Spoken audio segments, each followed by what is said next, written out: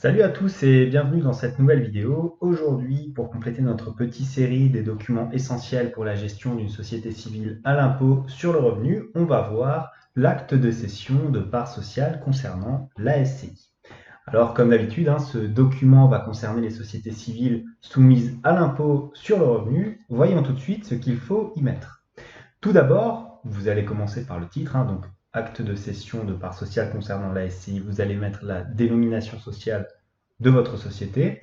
Ensuite, vous mettrez plus largement l'identité de votre société, donc le capital de départ, le siège social, l'adresse complète du siège social de la SCI, ainsi que son numéro au registre du commerce et des sociétés. Vous allez mettre ensuite l'identité du cédant ainsi que du cessionnaire. Donc, vous allez mettre tout simplement Monsieur X si après dénommé le cédant d'une part, et Monsieur Y si après dénommé le cessionnaire d'autre part. Ce sont des personnes physiques, donc il faudra aussi y indiquer le nom, le lieu et date de naissance, adresse, situation matrimoniale et la nationalité de ces deux personnes. Ensuite, nous allons aller un peu plus en détail dans la cession de parts. Donc, petit 1, cession de parts. Parlez présente, monsieur, donc vous mettrez le nom du cédant, cède avec les garanties ordinaires de fait et de droit en la matière à monsieur. Là, vous allez mettre naturellement celui qui va récupérer, qui va acheter les parts sociales, qui accepte les parts sociales de... Là, vous mettrez naturellement le numéro unitaire de chaque part sociale, la valeur nominale, qui est inscrite en principe dans les statuts. Donc de, mettons, 10 € chacune, par exemple. Numéroté de l'appareil, la numérotation, vous l'avez dans les statuts qui ont été faits à l'origine ou dans les assemblées générales qui ont ensuite éventuellement modifié ces statuts, dont il est propriétaire. Monsieur, donc là, celui qui récupérera les parts, sera propriétaire des parts cédées et en aura la jouissance à compter de ce jour. En conséquence, celui-ci aura seul droit à tous les dividendes qui seront mis en distribution sur ses parts après cette date. Conséquence logique d'un achat de parts sociales. Il sera subrogé dans tous les droits et obligations liés aux parts qui lui ont été cédées. Il a donc le droit de jouissance, mais il a aussi certains devoirs. Monsieur reconnaît avoir reçu avant ce jour un exemplaire des statuts de la société à jour certifié conforme par le gérant, ainsi qu'un extrait des inscriptions au registre du commerce et des sociétés concernant la société dont les parts sont présentement cédées. Voilà, il s'agit d'une des formalités avant de pouvoir céder ses parts sociales. Petit 2, l'origine de la propriété. Les cédants sont propriétaires des parts cédées au terme de, donc là vous allez mettre au terme de quoi le cédant ou les cédants étaient propriétaires des parts sociales. Ça veut dire que s'il n'y a jamais eu de cession depuis la création des statuts, l'origine, ça sera la création des statuts.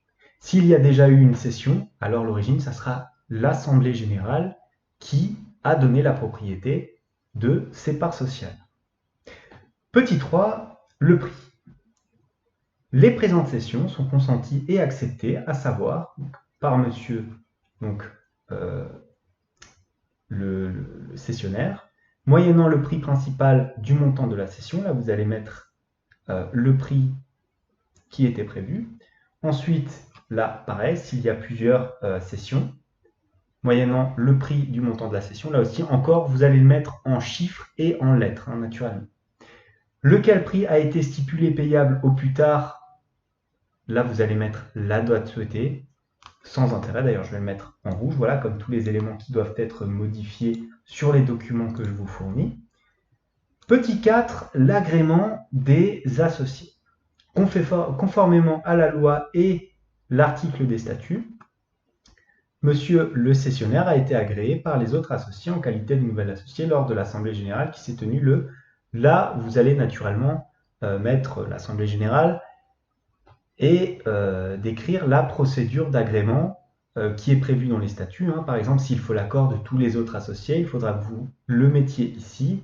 Si vous pouvez, si les parts sont librement cessibles, alors dans ce cas-là, vous pourrez en toute liberté laisser ce petit article.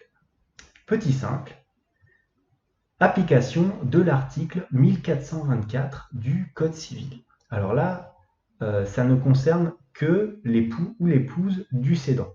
Donc cet article n'a pas lieu d'être si le cédant n'a pas de conjoint. L'époux du cédant, commun en bien, assiste aux présentes et donne son consentement à la cession qui est signée ce jour, et ce, conformément à l'article 1424 du Code civil. Parce que bien sûr, si vous êtes marié en communauté de biens, il faut que votre époux donne son consentement pour la vente de ces parts-là. Du coup, la réciproque est aussi vraie. Le conjoint du cessionnaire, donc là c'est l'application de l'article 1832-2 du Code civil. Là encore, si le cessionnaire n'a pas de conjoint, dans ce cas-là, cet article n'a pas lieu d'être.